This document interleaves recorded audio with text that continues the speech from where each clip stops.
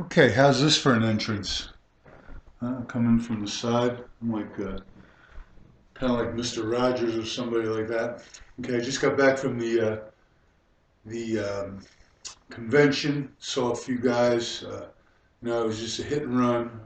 I guess you call it a drive-by shooting. Now this is a football, by the way, and we use that on occasion. One of the great things about recruiting a kid to play center is you tell him he's going to touch the ball every play. They eat that stuff up. Uh, I want to talk about one specific thing. Coaches have asked me about why the scoot versus the arc versus the skip overtake. Why do we have all this footwork? And the arc step really comes from the Delaware wing T stuff. You know, the old stepping deep and swinging the elbow and trying to get that foot out of the way. Okay, and we ran the toss sweep at UMass way back in the '90s, and we used to have the center reach the three technique with the place side tackle blocking down just to make sure didn't even touch the guy, put his hand out. And what we realized when studying the Delaware people is if you step properly, okay, if you step properly and step deep, you're going to very easily encircle that defender. If you step this way, the reason I'm using the ball is, of course, I'm the center. Okay, that defender so a lot of times their head's hanging over the ball. So if I step towards him, there's no way I'm going to overtake. If I step, somebody's text messaging me. Hopefully they're going to send me some money. If I step deep, I can get an encircle. Okay. Now remember, in the C-gap run, the center is part of the Apache. The stovepipe starts from the nose of the guard to the nose of the tight end. So if you have a guy in the gap, you really want to cut that. You want to cut him out of the stovepipe area if you can. So if you scoot, you're going to get in front of him, but you're going to make him part of the read. Okay, and we don't really like that. What we would rather do is cut him away from the back. Okay, and the key to the arc is to step deep, number one, and get the shoulder down. Okay, and what you're doing now is you're taking your forearm and making it long. Okay, of course this is now short, and you're actually, I used to say it's like you're spokes of a wheel. Okay, you're trying to encircle. Okay, now watch what I did with that foot. If I do this and then cross over, I will pretty much encircle him, but he'll knock me over. So what I want to do is try to hold a brace. Okay, so I want to be able to take 3 steps so that I can be braced against this force. Now the other thing is this. Okay, let's change the angle and go this way. Can you see that football? Okay, I think you can now. Hopefully I don't knock over this TV.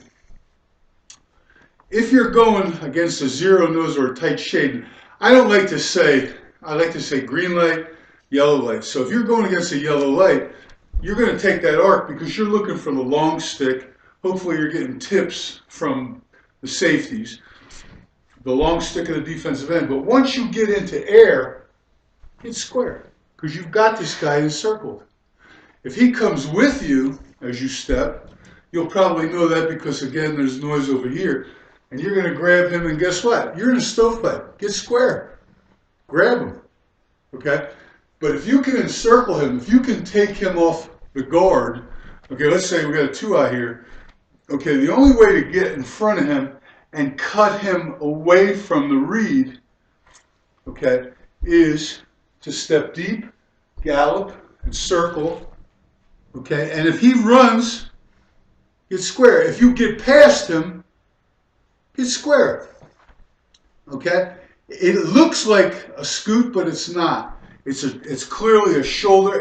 And the way to really distinguish it is to tell the kid, you're turning your pecker.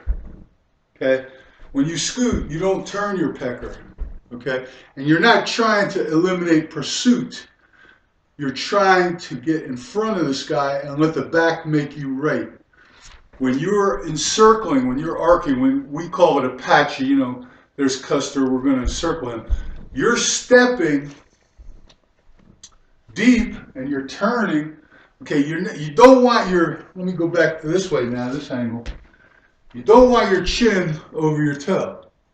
Okay, because number one, you don't have any kind of a brace. And number two, when you do that and you put your chin over your toe, you either have to go this way or you're walking a tightrope. You're going to get knocked around. Okay, so you don't want a lot of weight on your hand, which is good. And you step deep, gallop, and go. Okay. Now remember, the guard, okay, is either chipping. Okay, so he's square to air. He's either chipping, coming back and rewinding and chipping, or he's now we've kind of gone back to the yellow shoulder point. So he is going to force this guy to define himself, okay, and set him up for you. He's not going to vacate. He's not going to vacate that two-eye, okay. So to me, it's a simple idea. Somewhere along the line, we have to have a reed spot with a stovepipe and an Apache. We've decided that the center is an Apache if he can be. Okay, now once again, if he winds up in the stovepipe, he gets square. And now the back can read him. But if he can cut that guy away from the reed, it's a lot easier for the back. Okay, that's why we do it. All right. Plus, I have concerns with shotgun snappers if they can scoot. Now, people say, yeah, you can. I don't know. Maybe you can. Maybe you can't. I'm pretty sure that you can't skip. Okay. So no, we never asked the center to do that. Now, one of the problems with this is you do vacate. Okay. There's no question. But if you gallop and plant and go, you're okay. And don't forget, if you have a shade that way, you're either getting a long stick or you're getting help from the guard. Okay? That's why we do it. Okay? Remember, you're part of the Apache, so act like an Apache. Encircle somebody. That's it. Now I'm going to fade away. How's that? How's that? Is that good? Okay. Great. See you later.